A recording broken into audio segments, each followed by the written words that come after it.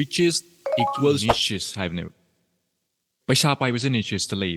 now what is niche niche habse kai nu habse khang bai chinau kyam le ramgani de khang dri bi chinau kyam su le ramgani ai yam tena mem thamjar ke niche haba potse kai nu hai matam da yamna simple oina hire matam da specialized segment ama market sida haibane market si am chawi ko market acho pot amane sida is da haibadi acho giant kyam lai ni adagi macha masu miyoi kyam su lai ni adagi hodok char tangai ba miyoi kyam su lai ni so sida is na sagi ba specialized over segment na specialized in the sense na sana haibadi na sana passionate ojaba na sana pamjaba pot ama market sida nangi supna tangi picture ba macha ama oiduni adugi pot se niche ka we Shigi niche have a poche. Kanagum the clarity already clarity let him a mu cam your biram tari mam sidako. A day clarity swing lady, but you know cam so let him gani. But then clarity leave a mam than a hen a clarity selena, Amukazu hen a clarity lane the giddy. Clarity later, but you know singana niche a hand but tab musing in a padana tabiro. Have the niche scheme for the kang biro. You have the niche kang the bagini haina in a calico niche have a poche father masa kang the beta magna haina cali. Kuyi iram dam dagi have the business owner kya even product kya phaba lei beta ju taseng maki expand to bungam driba taseng maki chokot pangam driba pose kai ginu hai matam da maybe ekoina right niche ekoi masa khang da bagini ekoina niche da pas fazana perform to da bagini hai nei ne khalli go duna fazana khangjan biu si pot se ko haibadi yamna maru be pot amne aina sum yeng pa matam da ekoi gi manipur da tawri business se kamai to na ge hai matam da wakhalon da business owner gi wakhalon da lei ayamna sumain lei haibadi product se yamingai aige customer yamni have pot ama sigi cox da khoi da leibam leiri sigi pot se haibadi aiju han ma khalame aina product se loi suna pai tardi mobile su pai ba watch su pai ba cap su pai ba dagi di khung su pai ba dagi di chana thak su pai tardi aina mayam dagi reach hoini haiba tap ta aiju wakan da khalame but sum experience ta la kan di riches equal to niches haibne ꯑꯩꯈꯣꯏꯅ ꯑꯩꯈꯣꯏꯒꯤ ꯅꯤꯁꯁꯦ ꯇꯁꯦꯡꯅ ꯈꯪ ꯇꯥꯔꯗꯤ ꯑꯩꯈꯣꯏꯅ ꯑꯩꯈꯣꯏꯒꯤ ꯅꯤꯁꯁꯦ ꯁꯤꯗꯩꯁꯦ ꯄꯩꯁꯥ ꯄꯥꯏꯕ ꯃꯤꯁꯦ ꯊꯤꯔꯛꯀꯦ ꯍꯥꯏ ꯇꯥꯔꯗꯤ ꯑꯩꯈꯣꯏꯒꯤ ꯅꯤꯁꯁꯦ ꯃꯁꯛ ꯈꯪꯕ ꯗꯔꯀꯥꯔ ꯇꯥꯏ ꯑꯩꯈꯣꯏꯒꯤ ꯅꯤꯁꯁꯦ ꯀꯔꯤꯅꯣ ꯑꯩꯅ ꯄꯤꯔꯤꯕ ꯄ꯭ꯔꯗꯛꯁꯦ ꯀꯔꯤꯅꯣ ꯑꯩꯒꯤ ꯀꯁꯇꯃꯔꯁꯦ ꯀꯅꯥꯅꯣ ꯍꯥꯏꯕ ꯃꯁꯛ ꯈꯪꯕ ꯗꯔꯀꯥꯔ ꯇꯥꯏ ꯀꯁꯇꯃꯔ ꯃꯁꯛ ꯈꯪ ꯕꯤꯖꯤꯅꯦꯁ ꯇꯧꯕ ꯃꯇꯝꯗ ꯅꯤꯁ ꯃꯁꯛ ꯈꯪꯗ ꯇꯥꯔꯗꯤ ꯀꯁꯇꯃꯔ ꯃꯁꯛ ꯈꯪꯗꯦ ꯍꯥꯏꯕ ꯌꯥꯔꯦꯕ ꯀꯩꯒꯤꯅꯣ ꯍꯥꯏꯕ ꯃꯇꯝꯗ ꯅꯉꯣꯟꯗ ꯑꯩꯅ ꯍꯧꯖꯤꯛ ꯍꯪꯕ ꯃꯇꯝꯗ ꯁꯄꯣꯁ ꯅꯪꯒꯤ ꯕꯤꯖꯤꯅꯦꯁꯁꯤꯗ ꯅꯪꯅ ꯍꯥꯏꯔꯦꯕ ꯅꯪꯒꯤ ꯕꯤꯖꯤꯅꯦꯁꯇ ꯅꯪꯅ ꯌꯣꯜꯂꯤꯁꯦ ꯈꯣꯡꯒ꯭ꯔꯥꯎ ꯐꯨꯔꯤꯠꯁꯨ ꯌꯣꯜꯂꯦ ꯍꯥꯏꯔꯦ ꯈꯣꯡꯎꯞꯁꯨ ꯌꯣꯜꯂꯦ ꯍꯥꯏꯔꯦ ꯃꯣꯕꯥꯏꯜꯁꯨ ꯌꯣꯜꯂꯦ ꯍꯥꯏꯔꯦ ꯑꯗꯒꯤꯗꯤ ꯅꯪꯒꯤ ꯁꯔꯚꯤꯁꯁꯤꯗ ꯃꯈꯜ ꯃꯈꯜꯒꯤ ꯁꯔꯚꯤꯁ ꯄꯤꯔꯦ ꯍꯥꯏꯔꯦ GST साबा सर्विस सु पीरे हाइरे वेबसाइट साबा सर्विस सु पीरे हाइरे अदगिदि मयाम ब्ला ब्ला ब्ला मयाम पीरे हाइरे नंगोदा नुजि हंग मतमदा नंगी टारगेट कस्टमर से कनानो हंग मतमदा नंग चमम नगनी आंसर राइट आंसर पीबा ngam तसेंगना पीबा ngoi इसाने सादम ता हंगबियो इफ कैगुमा नंगना अदुमा बिजनेस चलाइबा नंगी प्रोडक्ट यामना यामबा दे सर्विस ते यामना यामबा मी ओइतारदी न साना सादम ता क्वेश्चन हंगबियो नंगी असेंगबा कस्टमर से कनानो अदुगे आंसर पीबा ngambra ngamdabra हादो हंगबियो कईगिनो हाई मतमदे यामना कंफ्यूजन ओइबने सिगी पोचे नंगोन टैलेंट क्या आम लेरमगनीब नंगोन द एक्सपीरियंस क्या आम लेरमगनीब बट सी एक्सपीरियंस ले पुनमकसे नंगना पुनमकसे नंग लोइबा पीनी हाइबदे लेइते पुनमकते नंग एक्सपर्ट ओइतासे पुनमकते नंग स्पेशलाइज ओइनी हाइबदे लेइबे नते अदुना इफ कईगुम्बा नंगी ब्रांड से मखल मखल ओइतारजु सिगी पोचे पुलप पुनसलगा करीगुम्बा पेक मा तौरगा करीगुम्बा सर्विस ओइतारजु करीगुम्बा सर्विस अमा सेमनबा तौबियु कईगिनो हाइबदा नंगना चाखायरगा मथंग मथंग पी तारदी ngसागे नंगना सादा कस्टमर टारगेट तौबम खंगारो एडवर्टाइजमेंट चलाइबा मतमदा नंगोंदे कनादनो नंग टारगेट तौदुजे हाइबा खंगारो अदु तारदी नंगी मार्केट से रिजल्ट तो फंगबा याम नेमगरी होय ngaktangi nang survive तौबैदमते लोकल गी मी खरना लैगिबे याय नंगी द मोबाइल सु लै नंगी द खोमसु लै हाइबा पोतो लैगिबे ngaktangi दी बट तसेंगना सिजिना तसेंगना अचौबा बिजनेस अमदा फॉर्म तौरके हाइतारदी मपालमदा कुमदरके स्केल अप तौके हाइतारदी नंग याम स्ट्रगल तौगनी कईगिनो नंग याम स्ट्रगल तौगनी हाई पॉइंट से हारके कईगिनो हाइ मतमदा नसानमता हंगबियु niche have a pocha exist on the tar that saying maki niche in lem that akoi mayam pocha yamaga pesa pai ni hairam tari ngasi tungana cosmetics ki brand layer maroi tungana khongwa prit ki brand layer maroi tungana cap ki dang brand layer maroi tungana khung ki dang brand layer maroi ko adu marak to mayam na tungana boots ki brand hangdori ba jeans ki brand hangdori mayam se kai gi na sana sadam ta hangbiu kai gi na moi de su pesa lai ne moina khoi de hen pesa lai ne khoi de hen pesa lai ba moina product se moina product loi paisa la pesa pai haitari moi loi paira mani mobile su kai su adagi di cap te kai loi yon zalla moi ngasi moina hen pesa pai chat khani nana question amo hang pe ai Amazon ga Myntra ga tawisi Flipkart tawisi de haikani but aina haidu Amazon Myntra Flipkart third party ne they are just providing us a platform am pira ine ai khoi guma user mayam sing kana user mayam sing de gi niche lai haibadi aina yondosi ka aina yondosi book ne aina yondosi khong offer ne aina yondosi khong ne haibna chingba isagi niche mam lai ne aduna si khangjanbiu niche masak khangdaba haibase adum struggle tawdurabne aigi life ta ina struggle tawra thengnarka pottu ina haije ko samna haim tamda aina kanagumna aingona aigi niche hange aina tawi potse kaino haipot aina suppose aigi akoigi service se kaino akoigi training se kaino hai matamda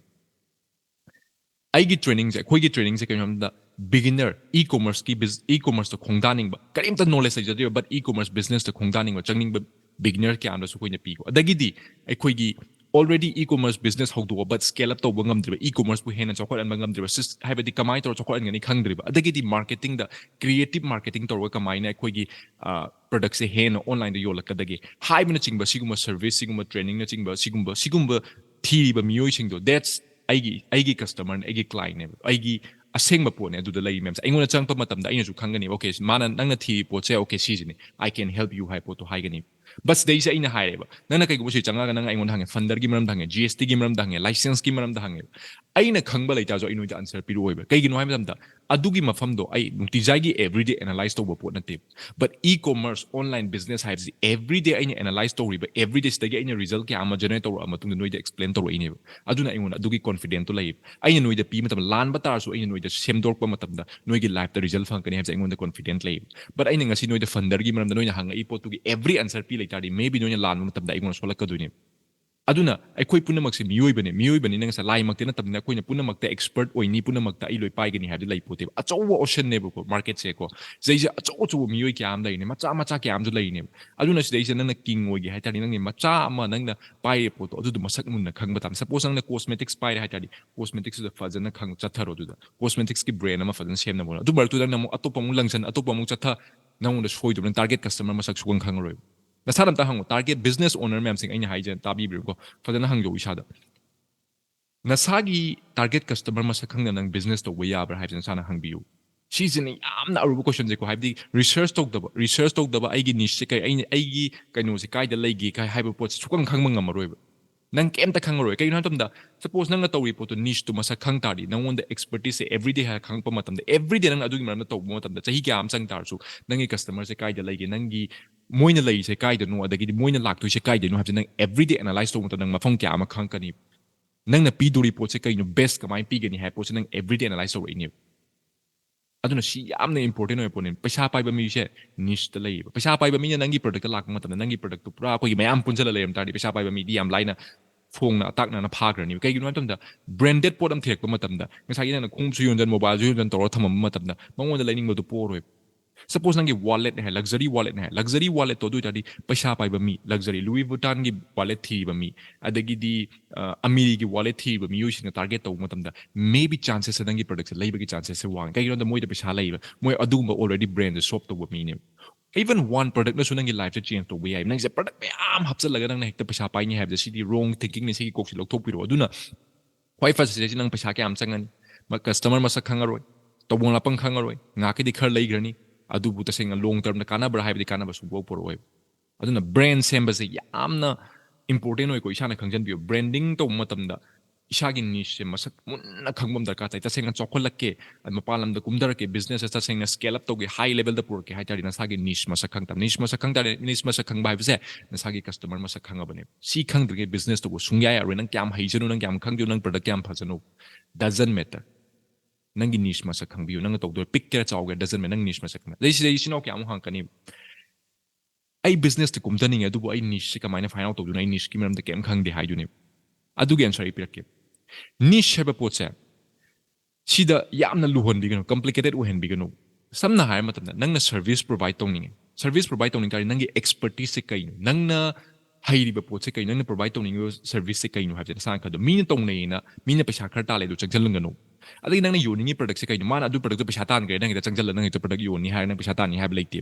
nangna sagi passionate oiba na sana pamjaba nangna sada board su roidaba have the research kyam tawrasu adagi nangonda up down kyam la so nangonda give up tongning boidaba poto khanbiu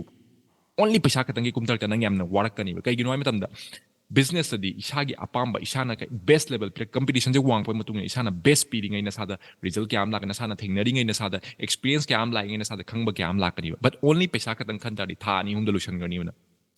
aduna sana khanbiyo buko aina pami potse kai clothing pambra cosmetics pambra food pambra adagi yam laigre adagi service ta kai ina pami chai ba ai expertise kai masak unna khangmam darka tai adu khang kanda research to biu ꯑꯗꯨꯒꯤ ꯃꯇꯨꯡꯗ ꯅꯪꯅ ꯈꯜꯂꯤꯕ ꯅꯤꯁꯦ profitable ꯑꯣꯏꯕ꯭ꯔꯥ ꯑꯣꯏꯗꯕ꯭ꯔꯥ ꯍꯥꯏꯕꯁꯦ ꯑꯃꯨꯛ research ꯇꯧꯕꯤꯔꯣ ꯒꯨꯒꯜꯗ ꯅꯪꯅ ꯐꯣꯟ ꯄꯥꯏꯔꯤꯕ ꯐꯣꯟꯗ ꯑꯗꯨꯝ ꯔꯤꯁꯔꯆ ꯇꯧꯕꯤꯔꯣ ꯑꯗꯨꯗꯩꯗꯨꯗ ꯀꯅꯥ ꯑꯩꯒꯤ ꯀꯝꯄꯤꯇꯤꯇꯔꯁꯅꯣ ꯀꯔꯤ ꯃꯣꯏꯅ ꯇꯧꯔꯤ ꯏꯟꯁꯇꯥꯒ꯭ꯔꯥꯝꯗ ꯐꯦꯁꯕꯨꯛꯇ ꯁꯔꯆ ꯇꯧꯔꯣ ꯔꯤꯚ꯭ꯌू ꯄꯥꯔꯣ ꯀꯃꯥꯏꯅ ꯀꯁꯇꯃꯔꯅ ꯀꯔꯤ ꯍꯥꯏ ꯗꯤꯃꯥꯟ ꯀꯌꯥꯝ ꯂꯩ ꯍꯥꯏꯕꯅꯆꯤꯡꯕꯁꯦ ꯈꯪꯗꯣꯛꯄꯤꯌꯨ ꯈꯪꯗꯣꯛꯑ ꯃꯇꯨꯡꯗ ꯅꯪꯅ ꯌꯥꯔꯦ ꯈꯪꯀꯥꯟꯗꯗꯤ ꯗꯦꯟ ꯑꯗꯨꯒꯤ ꯃꯥꯔꯀꯦꯠꯇꯨ ꯅꯪ ꯀꯨꯝꯊꯕ ꯌꯥꯔꯦꯕ ꯑꯗꯨꯅ ꯁꯤ ꯈꯪꯖꯟꯕꯤꯌꯨ 24 hour ꯈꯛꯇꯅꯤ ꯑꯩꯈꯣꯏꯗ ꯂꯩꯔꯤꯁꯦꯀꯣ ꯁꯤꯗꯩꯁꯦ ꯂꯣꯏꯅꯃꯛ ꯄꯥꯏ ꯂꯩꯇꯥꯔꯦ ꯅꯪ ꯀꯩꯗꯧꯅꯗꯣ ꯏꯝꯄꯣꯁꯤꯕꯜꯅꯤ ꯅꯪ ꯒ꯭ꯔꯣ ꯇꯧꯕ ꯍꯥꯏꯕꯁꯦ ꯏꯝꯄꯣꯁꯤꯕꯜꯅꯤ ꯂꯥꯔꯖ ꯁ꯭ꯀꯦꯜꯗ ꯒ꯭ꯔꯣ ꯇꯧꯕ ꯁꯨꯡꯉꯝ ꯉꯝꯃꯣꯏ ꯀꯩꯒꯤꯅꯣ ꯍꯥꯏ ꯃꯇꯝꯗ ꯁꯄꯣꯁ ꯅꯪ ꯈꯣꯡꯎꯞ ꯄꯥꯏꯔꯦꯕ ꯈꯣꯡꯎꯞꯁꯤꯒꯤ ꯃꯔꯝ ꯕꯨꯠ ꯄꯥꯏꯔꯦ ꯈꯣꯡꯎꯞꯁꯤꯁꯨ ꯃꯌꯥꯝꯅ ꯕꯨꯠꯁꯀꯤ ꯁ꯭ꯅꯤꯀꯔꯁꯀꯤ ꯇꯣꯉꯥꯟ ꯅꯤꯁ ꯄꯥꯏꯅꯦꯕ ꯀꯩꯗꯧꯕꯩꯗꯧꯗꯣꯏꯅꯣ ꯁꯤ ꯄꯥꯏꯔꯤꯁꯦ ꯍꯥꯏ ꯃꯇꯝꯗ ꯑꯩ ꯍꯥꯏꯔꯛꯀꯦꯕ ꯁꯄꯣꯁ ꯅꯪꯅ ꯕꯨꯠꯁꯀꯤ ꯃꯔꯝꯗ ꯕꯨꯠꯁ ꯑꯃ ꯄꯥꯏꯕ ꯃꯇꯝꯗ ꯅꯪꯅ ꯈꯜꯂꯝꯒꯅꯤ ꯕꯨꯠꯁꯦ ꯌꯥꯝ ꯁꯤꯝꯄꯜ ꯑꯣꯏꯅ ꯕꯠ ꯕꯨꯠꯁꯤ ꯍꯥꯏꯌꯦꯁ ꯀ꯭ꯋꯥꯂꯤꯇꯤ ꯀꯥꯏꯗ ꯁꯦꯝꯒꯦ ꯑꯗꯒꯤ ꯂꯦꯗꯔꯁꯦ ꯀꯔꯝꯅ ꯐꯒꯦ ꯀꯔꯝꯕ ꯕꯦꯁꯅ ꯑꯩꯅ ꯄꯤꯕ ꯌꯥꯒꯦ ꯍꯥꯏꯕꯁꯦ ꯔꯤꯁꯔꯆ ꯇꯧꯕꯗ ꯆꯍꯤ ꯀꯌꯥ ꯑꯃ ꯆꯪꯈ꯭ꯔꯅꯤꯕ ꯁꯤꯁꯦ ꯁꯦꯝꯃ ꯑꯦꯛꯁꯄꯦꯔꯤꯃꯦꯟ ꯇꯧꯕꯗ ꯅꯪ ꯃꯇꯝ ꯀꯌꯥ ꯑꯃ ꯆꯪꯗꯣꯔꯕꯅꯦꯕ ꯑꯗꯨ ꯃꯔꯝꯗꯨꯗ ꯅꯪ ꯈꯜꯂꯣ ꯑꯗꯨ ꯃꯔꯛꯇꯨꯗ ꯅꯪꯅ ꯄ꯭ꯔꯗꯛ ꯃꯌꯥꯝ ꯄꯥꯏꯁꯟ ꯇꯥꯔꯗꯤ ꯅꯪ ꯀꯔꯝꯕꯗꯨꯅꯣ ꯅꯪꯒꯤ ꯁ꯭ꯇ꯭ꯔꯣꯡ ꯄꯣꯏꯟꯁꯦ ꯀꯔꯝꯕꯗꯨꯅꯣ ꯀꯅꯥꯗꯨꯅꯣ ꯅꯪ ꯇꯥꯔꯒꯦꯠ ꯇꯧꯗꯣꯏꯁꯦ ꯀꯅꯥꯅꯣ ꯅꯪꯒꯤ ꯕ꯭ꯔꯦꯟꯁꯦ ꯆꯥꯎꯊꯣꯛꯅ ꯍꯥꯏꯗꯣꯏꯁꯦ ꯅꯪꯒꯤ ꯕ꯭ꯔꯦꯟꯁꯤꯗ ꯈ꯭ꯋꯥꯏ ꯐꯕ ꯄꯣꯠꯁꯦ ꯁꯤꯅꯤ ꯍꯥꯏꯕ ꯄꯣꯠꯁꯦ ꯀꯃꯥꯏꯅ ꯍꯥꯏꯗꯣꯏ ꯅꯪ ꯁꯣꯝꯗ ꯈꯔ ꯑꯃꯨꯛ ꯇꯩ ꯁꯣꯝꯗ ꯈꯔ ꯑꯃꯨꯛ ꯇꯩ ꯁꯣꯝꯗ ꯈꯔ ꯑꯃꯨꯛ ꯇꯧ ꯅꯪꯉꯣꯟꯗ ꯀꯩꯝ ꯇꯧꯕ ꯈꯪꯉꯔꯣꯏꯕ ꯐꯦꯁꯟ ꯑꯣꯏꯇꯥꯔꯗꯤ ꯐꯦꯁꯟꯁꯦ ꯅꯪꯒꯤ ꯀꯅꯥꯅꯣ ꯅꯪ ꯇꯥꯔꯒꯦꯠ ꯀꯁꯇꯃꯔꯁꯦ ꯐꯤꯃꯦꯜꯒꯤꯔ ꯌꯨꯅꯤꯁꯦꯛꯁꯀꯤꯔ ꯗꯖꯟ ꯃꯦꯇꯔ ꯑꯗꯒꯤ ꯈꯣꯡꯎꯞ ꯑꯣꯏꯔꯒꯅ ꯈꯣꯡꯎꯞꯇ ꯁ꯭ꯅꯤꯀꯔꯔ ꯕꯨꯠꯂ ꯑꯗꯒꯤꯗꯤ ꯁ꯭ꯅꯤꯀꯔꯒ ꯕꯨꯠꯀ ꯄꯨꯟ ꯇꯥꯔꯁꯨ ꯀꯩꯅꯣ ꯀꯃꯥꯏꯅ ꯇꯧꯗꯣꯏꯅꯣ ꯍꯥꯏꯕ ꯄꯣꯠꯇꯣ ꯑꯗꯨꯗ ꯐꯖꯅ ꯑꯦꯅꯥꯂꯥꯏꯁ ꯇꯧꯕ ꯑꯃ ꯗꯔꯀꯥꯔ ꯇꯥꯏ ꯑꯗꯨꯗ ꯑꯦꯚ꯭ꯔꯤꯗे ꯅꯪꯅ ꯁꯨꯝ ꯄ꯭ꯔꯦꯛꯇꯤꯁ ꯇꯧꯔꯀꯥꯟꯗ ꯅꯁꯥꯅ ꯈꯪꯉꯛꯀꯗꯕꯅꯦꯕ ꯁꯨꯝ ꯉꯥꯜꯂꯒ ꯁꯣꯝꯗ ꯑꯃꯨꯛ ꯁꯤꯁꯨ ꯃꯤꯅ ꯇꯧꯅꯩꯅ ꯇꯧ ꯂꯩꯇꯥꯔꯗꯤ ꯅꯪꯒꯤ ꯕꯤꯖꯤꯅꯦꯁꯇꯣ ꯂꯥꯔꯖ ꯁ꯭ꯀꯦꯜꯗ ꯒ꯭ꯔꯣ ꯇꯧꯕ ꯁꯣꯡꯉꯝꯕ ꯅꯪ ꯇꯧꯔꯤ ꯄꯣꯠꯇꯣ ꯖꯁ ꯁꯔꯚꯥꯏꯕꯦꯜꯒꯤꯅꯦꯕ ꯃꯇꯝ ꯈꯔ ꯍꯤꯡꯕꯩꯗꯃꯛꯇ ꯄꯩꯁꯥ ꯈꯔ ꯇꯥꯟꯗꯕ ꯌꯥꯗꯦ ꯍꯥꯏꯕꯒꯤ ꯀꯣꯛꯅꯦ ꯑꯗꯨꯕꯨ ꯑꯁꯦꯡꯕ ꯕ꯭ꯔꯦꯟ ꯑꯃ ꯁꯦꯝꯒꯦ ꯑꯁꯦꯡꯕ ꯕꯤꯖꯤꯅꯦꯁꯇꯨ ꯀꯨꯝꯊꯔꯛꯀꯦ ꯑꯣꯟꯇꯔꯄ꯭ꯔꯤꯅꯔ ꯑꯃ ꯑꯣꯏꯒꯦ ꯍꯥꯏꯇꯥꯔꯗꯤ ꯑꯗꯨꯒꯤ ꯀꯣꯛꯇꯣ ꯆꯦꯟ ꯇꯥꯕꯅꯦ ꯂꯣꯡ ꯇꯔꯝꯗ ꯑꯩꯒꯤ ꯅꯤꯁꯁꯦ ꯀꯩꯅꯣ ꯑꯩꯅ ꯀꯅꯥꯒꯤꯅꯣ ꯄ꯭ꯔꯣꯕ꯭ꯂꯦꯝ ꯁꯣꯜꯕ ꯇꯧꯖꯦ ꯀꯅꯥꯒꯤꯅꯣ ꯑꯩꯅ ꯃꯇꯦꯡ ꯄꯥꯡꯗꯣꯏꯁꯦ ꯑꯗꯒꯤ ꯑꯩꯒꯤ ꯀꯁꯇꯃꯔꯅ ꯄꯥꯝꯃꯤꯁꯦ ꯀꯩꯅꯣ ꯍꯥꯏꯕꯁꯦ ꯑꯦꯚ꯭ꯔꯤꯗे ꯕꯤయింಗ್ ꯑ founder being a business owner you have to think about it you have to think about it ꯀꯩꯒꯤꯅꯣ ꯍꯥꯏꯕꯗ ꯁꯤ ꯈꯟꯗꯕ ꯁꯨꯡꯌꯥ ꯌꯥꯗꯦꯕ ꯂꯣꯏꯅꯃꯛꯇ ꯄꯥꯏꯔꯒ ꯑꯩ ꯀꯤꯡ ꯑꯣꯏꯅꯤ ꯍꯥꯏꯕ ꯁꯨꯡꯌꯥ ꯌꯥꯗꯦ ꯅꯪꯅ ꯄꯣꯠ ꯑꯃ ꯈꯟ ꯇꯥꯕꯅꯦ ꯑꯗꯨꯅ ꯅꯁꯥꯅ ꯈꯟꯖꯟꯕꯤꯌꯨꯀꯣ ꯍꯥꯏꯕꯗꯤ ꯑꯩ ꯉꯁꯥꯏꯁꯨ ꯍꯥꯏꯈ꯭ꯔꯦ ꯃꯌꯥꯝꯅ ꯈꯥꯏꯗꯣꯛꯑꯝꯃꯤꯁꯦ ꯀꯩꯒꯤꯅꯣ ꯑꯁꯨꯛ ꯌꯥꯝ ꯃꯌꯥꯝ ꯂꯣꯏꯅꯃꯛ ꯑꯗꯨ ꯑꯣꯏꯇꯥꯔꯗꯤ ꯄꯨꯂꯞ ꯄꯥꯏꯔ ꯄꯩꯁꯥ ꯂꯣꯏ ꯄꯥꯏꯔꯝꯃꯅꯤ ꯃꯔꯝ ꯈꯔ ꯂꯩꯕꯒꯤꯅꯦ ꯁꯤ ꯄꯣꯠꯁꯦ ꯈꯪꯖꯟꯕꯤꯌꯨ ꯑꯗꯨꯅ ꯁꯤ ꯈꯪꯖꯟꯕꯤꯌꯨ ꯔꯤꯆꯦꯁ ꯏꯀ꯭ꯋꯜꯁ ꯇꯨ ꯅꯤꯆꯦꯁ ꯍꯥꯏꯕꯁꯦ ꯄꯩꯁꯥ ꯄꯥꯏꯕꯁꯦ ꯅꯤꯆꯇ ꯂꯩꯌꯦꯕ ꯑꯗꯨꯅ ꯉꯁꯤꯗꯒꯤ ꯏꯁꯥꯒꯤ ꯅꯤꯆꯁꯦ ꯈꯥꯏꯗꯣꯛꯄꯤꯔꯣ ꯀꯩꯒꯨꯝꯕ ꯕꯤꯖꯤꯅꯦꯁ ꯑꯣꯅꯔꯗ ꯑꯗꯨꯒꯨꯝꯕ ꯄ꯭ꯔꯗꯛ ꯃꯌꯥꯝ ꯄꯨꯟꯁꯤꯟꯕ ꯏꯆꯤꯜ ꯏꯅꯥꯎ ꯌꯥꯎ ꯇꯥꯔꯗꯤ ꯉꯁꯤꯗꯒꯤ ꯃꯤꯅꯤꯃꯥꯏꯁ ꯇꯧꯔꯒ ꯏꯁꯥꯒꯤ ꯑꯣꯏꯕ ꯅꯤꯆꯁꯦ ꯃꯁꯛ ꯈꯪꯅ ꯄꯨꯊꯣꯛꯄꯤꯅꯕ ꯍꯣꯠꯅꯕꯤꯔꯨ ꯑꯗꯨꯀꯥꯟꯗ ꯁꯣꯝꯒꯤ ꯕꯤꯖꯤꯅꯦꯁ ꯂꯥꯏꯐꯇ ꯒ꯭ꯔꯣꯠ ꯀꯌꯥ ꯑꯃ ꯂꯥꯛꯀꯅꯤ ꯀꯁꯇꯃꯔ ꯃꯁꯛ ꯈꯪꯉꯛꯀꯅꯤ ꯁ꯭ꯀꯦꯜ ꯇꯧꯕ ꯉꯝꯃꯛꯀꯅꯤ ꯑꯗꯣꯝꯗ ꯀꯥꯟꯅꯕ ꯀꯌꯥ ꯑꯃ ꯂꯥꯛꯀꯅꯤ